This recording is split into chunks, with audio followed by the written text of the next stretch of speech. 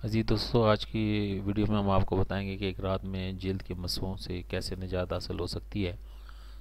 सबसे पहले एक बाउल में अदरक को मैश करें और कद्दूकश करें बारीक करके, थोड़ा सा, जैसे अभी हम कर दिखा रहे हैं।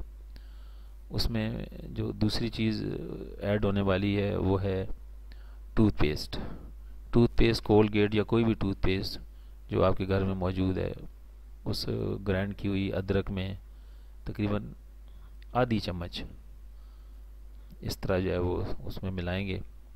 और तीसरी जो चीज़ इसमें शामिल होने वाली है वो है लीमू।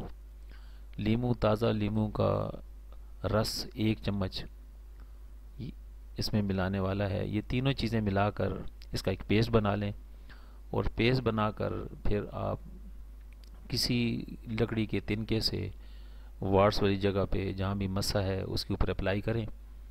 और जब आप अप्लाई कर लेंगे तो फिर उसके ऊपर कोई टेप या सनी प्लास्ट लगा लें, ताकि आपको सारी रात कोई कपड़ों में न लग जाए, या वो जो दवाई आपने लगाई है मसों के ऊपर वो महफूज रहे और सुबह सवेरे आसानी के साथ वो रिमूव हो सके।